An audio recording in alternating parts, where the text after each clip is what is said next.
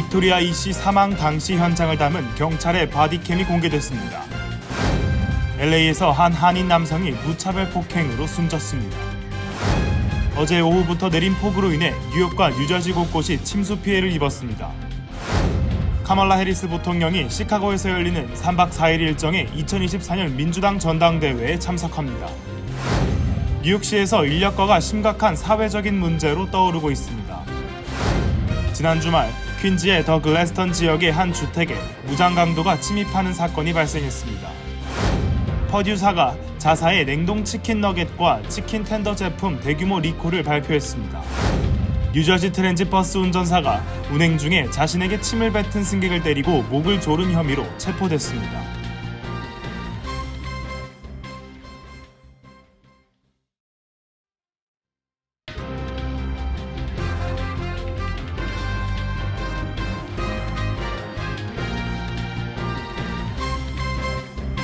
안녕하십니까. KBTV 뉴스9 이창원입니다. 지난달 28일 발생한 뉴저지주 폴리 한인 여성 빅토리 이씨 사망 당시 현장을 담은 경찰의 보디캠이 공개됐습니다. 유족 주장과 엇갈리는 부분은 빅토리아 흉기 소지 및 경관 위협 여부입니다. 한인 단체들은 여전히 부적절한 경관의 대응이었다며 경관의 포토콜 관련한 설명을 요구하는 랠리를 열 계획입니다. 전상 기자가 전해드립니다. 공개된 내용은 경관의 바디캠 영상 4개와 테이저건 영상 1개, 911 신고 녹취록 2건입니다. 당초 주 검찰이 밝힌 대로 오빠 크리스는 911로 전화해 동생이 정신질환을 앓고 있다며 병원 이송을 원한다고 밝혔고 2차로 전화해 경관이 오길 원하지 않으므로 취소를 요구했지만 이미 출동했다는 답을 받습니다. 오빠는 대원에게 빅토리아가 폴드 형태의 칼을 들고 있다고 밝혔으며 대원은 흉기 소지자이기 때문에 확인이 더 필요하다고 안내하고 빅토리아가 침실에 있음을 확인했습니다. 유족 주장과 엇갈리는 부분은 빅토리아의 흉기 소지 및 경관 위협 여부입니다. 영상 속 1차 대치 상황의 빅토리아는 흉기를 소지한 상태에서 경관에게 오지 말라고 욕설 섞인 발언을 합니다. 또한 유족 측 설명과 달리 문이 열리고 크리스가 먼저 경관을 맞았고 이어 경관이 크리스에게 정신질환자 당사자인지의 여부를 묻고 동생이라는 것을 확인합니다. 경관은 다치게 하지 않겠다며 모녀를 마주하고 계속 설득하는데 이 과정에서 빅토리아는 발언을 멈추지 않았습니다. 추가 지원 인력이 도착하자 모녀는 경관에게 들어오지 말라고 문을 닫았습니다. 문을 두고 소란은 계속됐으며 결국 경관은 문을 부수겠다고 경고한 후 몸으로 문을 열고 무기를 내려놓으라고 반복해서 경고했습니다. 맷 플래킨 뉴저지주 검찰총장에 따르면 빅토리아는 경관에게 칼로 목을 찌르겠다고 위협해 이에 경관들은 살상과 비살상 임무를 구분해 대응에 나섰다는 것입니다. 원본을 본 조 변호사의 설명에 따르면 왼손엔 흉기를, 오른손엔 물통을 든 빅토리아가 문이 열린 후 경관을 마주했으며 그때 모친이 빅토리아의 팔을 잡고 있었다고 설명했습니다. 검찰은 흉기를 든 빅토리아가 문을 나와 복도의 경관에게 다가왔고 이에 경관이 대응했다는 입장을 견지했습니다. 보디캄에서는 이후 경관의 발포, 쓰러진 빅토리아의 모습, 경관이 자신의 실수를 인지한 듯 욕설이 이어졌습니다. 이날 유족 측에서는 조석진 변호사, 형사 변호사, FBI 출신 전문가가 동행했습니다. 조 변호사는 테이저건 영상의 품질이 좋지 않다며 기술 조작 가능성이 있는지 의문을 제기했지만 다른 두 사람은 동의하지 않았습니다. 조 변호사는 모친에게 상황을 다시 한번 정확하게 확인할 것이라고 밝혔습니다. 이어서 한국계로 추정되는 현장의 한 경관이 살상 임무를 맡았다며 이에 대해서도 의문이라고 주장했습니다. 민권센터, AAPI 뉴저지 등 단체들은 경관의 프로토콜 관련한 설명을 요구하는 랠리를 열 계획입니다. KBTV 뉴스 전상입니다. 한인 남성이 또 무차별 폭행으로 숨졌습니다. 길거리에서 폭행을 당한 뒤 뇌출혈에 따른 뇌사로 숨진 한준희 씨에 이어 LA 지역에서만 최근 한 달 사이 폭행에 의한 한인 사망 사건이 2건이나 발생했습니다. 보도에 전장 기자입니다. LA 카운티 검시국과 유가족에 따르면 지난주 44세 윤종환 씨가 잉글우드 인근 한 공원 벤치에서 숨진 채 발견됐습니다. 검시국은 윤 씨가 타인에 의한 폭행 등으로 숨졌으며 직접적인 사인은 심각한 두부 외상이라고 밝혔습니다. 경찰에 따르면 윤 씨는 잉글우드 인근의 한 공원을 찾았고 낯선 무리 3명에서 4명에게 얼굴을 주먹으로 여러 번 맞은 후 그 자리에서 쓰러졌습니다. 윤 씨의 어머니는 당시 현장의 모습이 담긴 비디오 카메라 영상을 보니 아들은 얼굴이 부은 상태로 쓰러졌다며 한참을 지나 정신을 차린 아들은 일어나 벤치에 앉았고 주변 사람들이 다가와 물을 주면서 괜찮냐고 묻는 듯한 모습이 보였고 아들은 그대로 벤치에 앉은 채 다음날 새벽 숨진 채 발견됐다고 밝혔습니다. 윤 씨 어머니는 아들의 사망 소식 직후 텍사스에서 LA를 찾아 경찰 수사에 협조한 뒤 어제 댈러스 인근 소도시 롱뷰 지역의 자택으로 귀가했습니다. 윤 씨 어머니는 경찰이 수사 중이지만 용의자는 잡히지 않고 있으며 아들 장례식은 롱뷰에서 치를 예정이라고 전했습니다. 한편 LA 한인타운에서 발생한 무차별 폭행으로 19세 한준희 씨가 사망한 바 있습니다. 한 씨는 지난달 18일 오후 4시 30분쯤 LA 한인타운 세라노 에비뉴 인근에서 한 남성으로부터 폭행을 당했고 5일 만에 쓰러진 채 발견돼 병원으로 이송됐지만 끝내 숨을 거뒀습니다. KBTV 뉴스 전상입니다.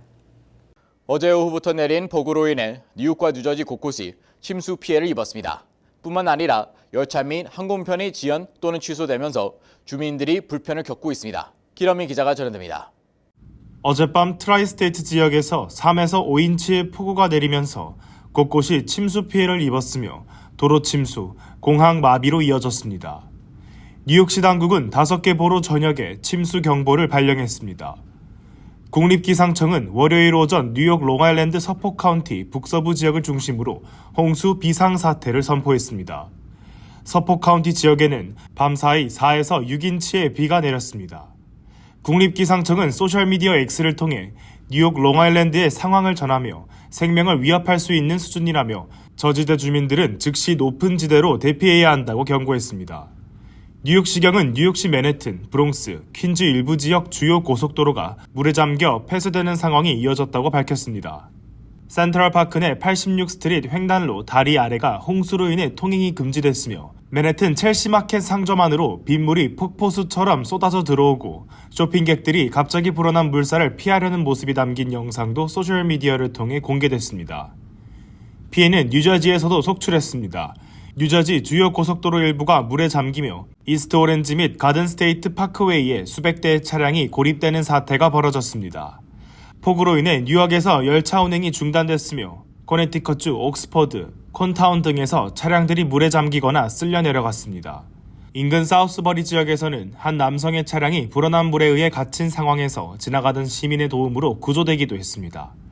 뉴저지 뉴욕 리버티 국제공항과 뉴욕 라가디아 공항에서도 일요일 오후부터 저녁까지의 기상 악화로 인해 항공편 지연 및 취소 사태가 속출했습니다. 뉴욕과 필라델피아가 남트랙 서비스 역시 뉴저지 뉴워크의 홍수로 인해 일시 중단되었습니다. 일요일 저녁 내린 비로 인해 트라이스테이트 일부 지역은 최대 5인치의 비가 내린 것으로 확인되었습니다. 어제 저녁 내린 비의 여파로 오늘 뉴욕시 브루클린, 로커웨이, 리스비치 등 해변에서 강한 조류가 발생하며 수영이 금지됐습니다. KBTV 뉴스 길련민입니다. 카말라 해리스 부통령이 유권자들의 열광적인 지지를 얻으며 시카고에서 열리는 3박 4일 일정의 2024년 민주당 전당대회에 참석했습니다. 이제 3개월 뒤 치러질 대선에서 공화당 도널드 트럼프 전 대통령과 대결을 앞두고 있습니다. 기러민 기자입니다. 오늘 민주당 전당대회가 3박 4일 일정으로 일리노이주 시카고에서 막을 올렸습니다. 동부시간 기준 오늘 저녁 6시 30분에 열리는 민주당 전당대회는 목요일까지 나흘간 이어지며 내일부터 목요일까지는 저녁 7시에 프로그램이 시작됩니다. 행사는 매일 밤 11시에 종료될 예정입니다. 행사는 유나이티드 센터와 맥코믹 플레이스에서 열리며 유나이티드 센터에서는 저녁 연설과 기타 행사가 진행되고 맥코믹 플레이스에서는 낮 동안 공식 당회의 및 미팅이 열릴 예정입니다. 시카고는 경합주가 아니지만 위스콘신과 미시간과 가까운 거리에 있어 이번 11월 선거에서 민주당의 승리에 중요한 역할을 할 수 있는 지리적인 위치에 자리 잡고 있습니다.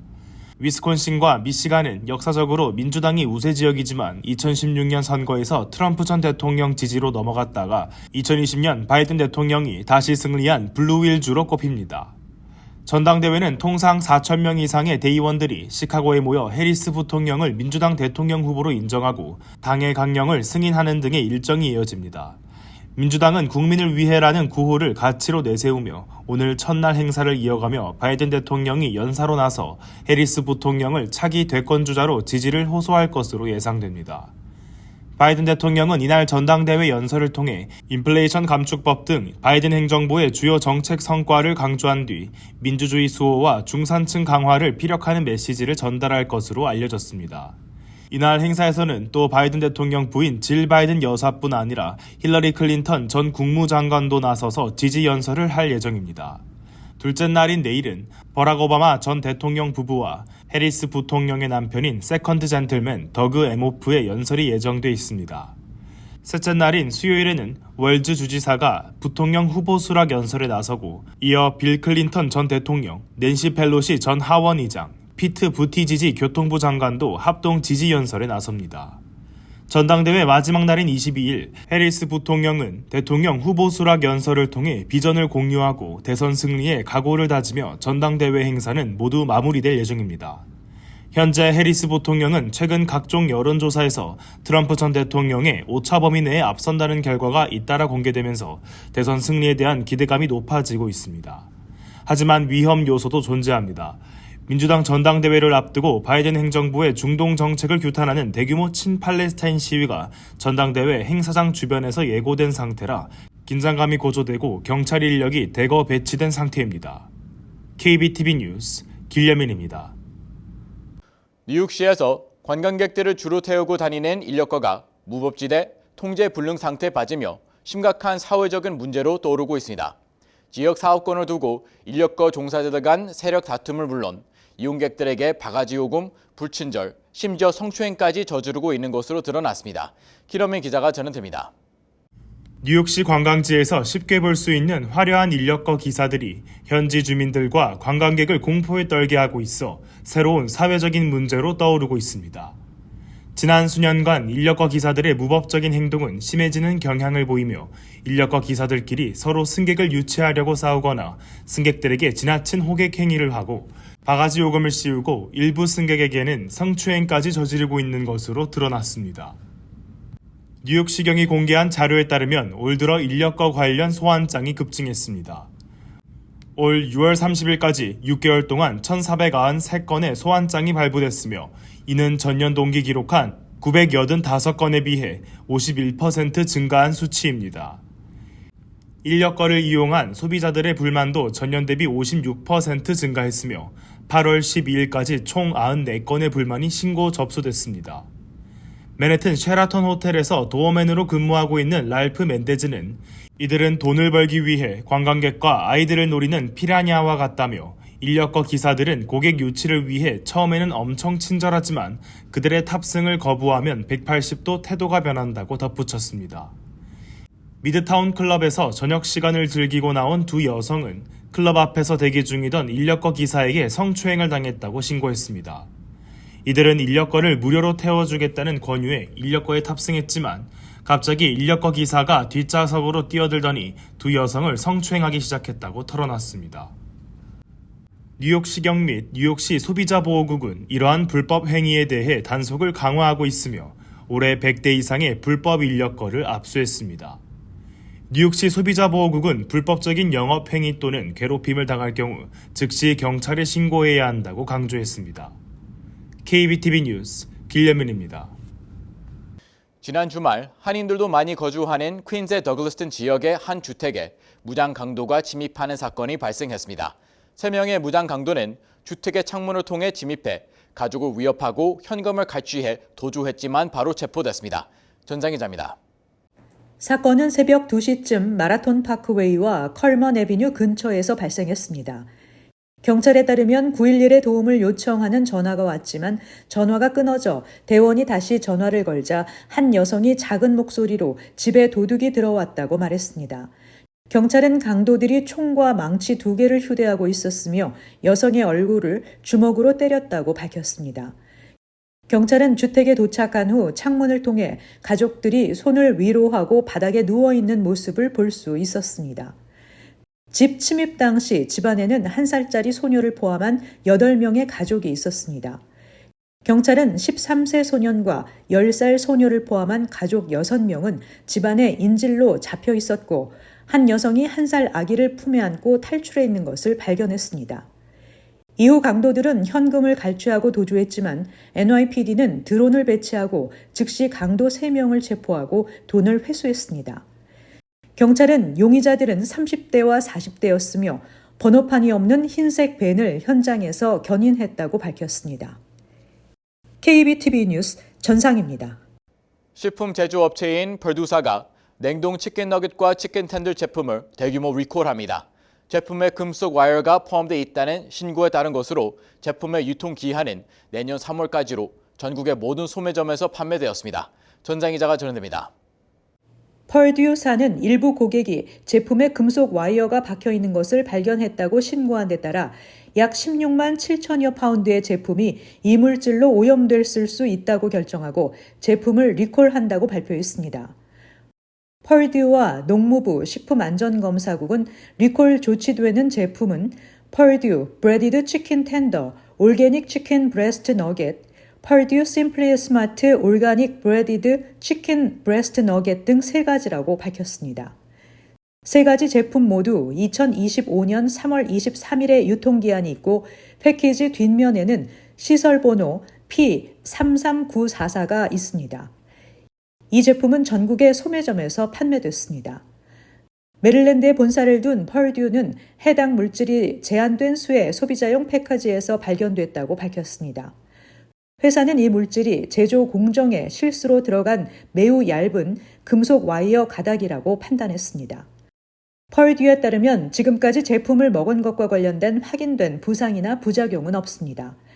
그러나 이 같은 제품이 소비자의 냉동고에 보관될 수 있다는 우려를 표명하고 있습니다. 리콜된 제품을 가지고 있는 소비자는 제품을 버리거나 구매처로 반품하면 소비자에게 전액 환불을 제공하고 있습니다. 이처럼 포장된 치킨 제품에서 금속 외에도 플라스틱 조각, 돌 등 외부 이물질이 나와 리콜을 촉발하는 경우가 발생하고 있습니다. 지난해 11월 타이슨 푸드는 공룡 모양 제품에서 금속 조각을 발견한 후 약 3만 파운드의 치킨 너겟을 리콜한 바 있습니다. KBTV 뉴스 전상입니다. 뉴저지 트랜짓 버스 운전사가 운행 중에 자신에게 침을 뱉은 승객을 때리고 목을 조른 혐의로 체포되었습니다. 운전사의 잔혹한 폭행 장면이 카메라에 찍혀 충격을 주고 있습니다. 전장 기자가 전해드립니다.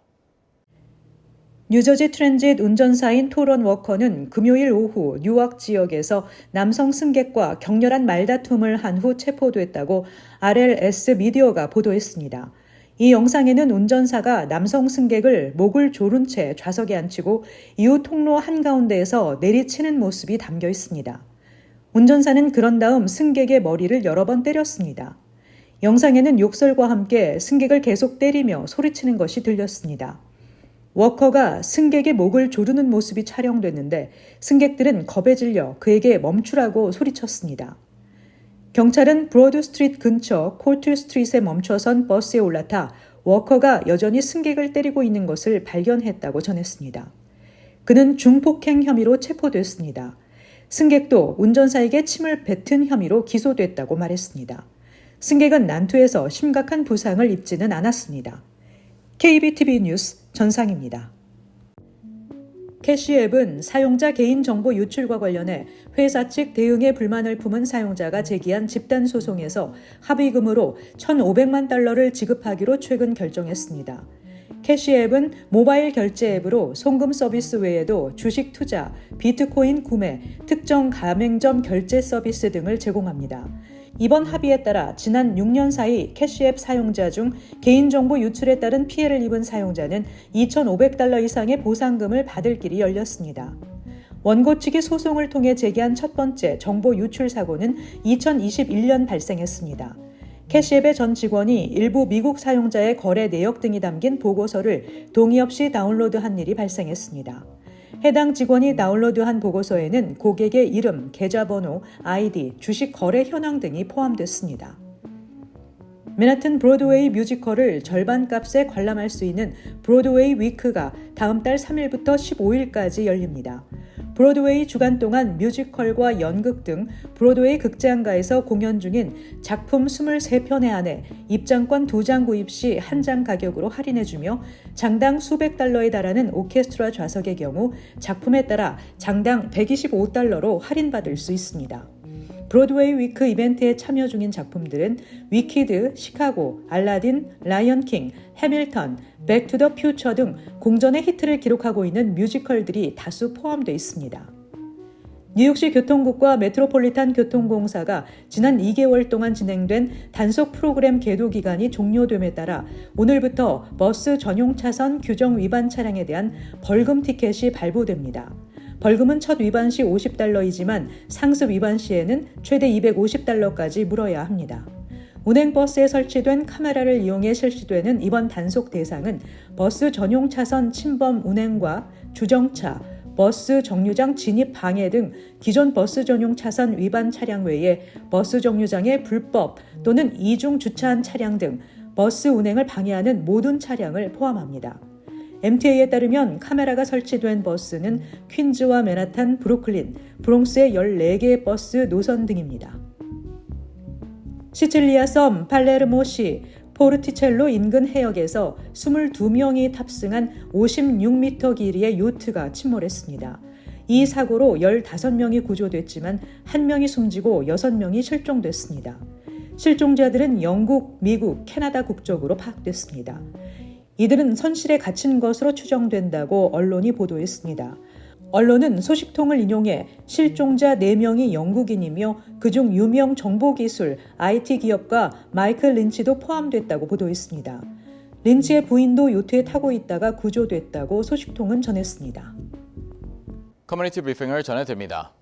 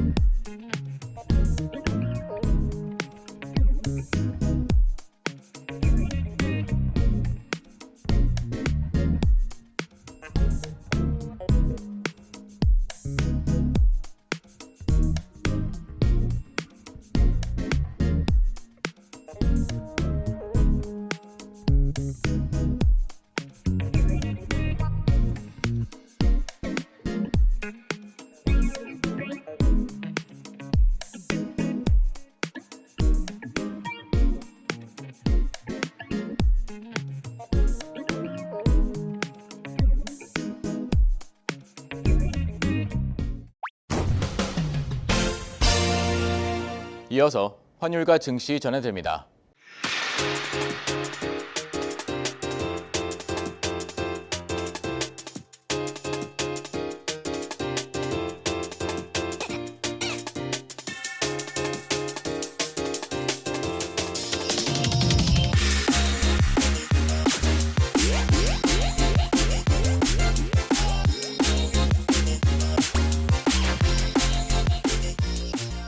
뉴욕과 뉴저지 날씨 전해드립니다.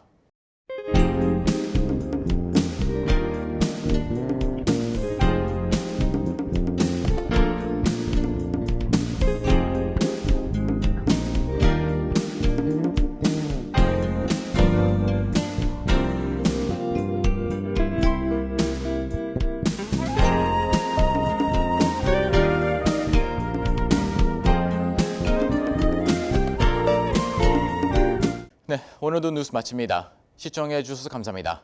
편안한 밤 보내시 기 바랍니다.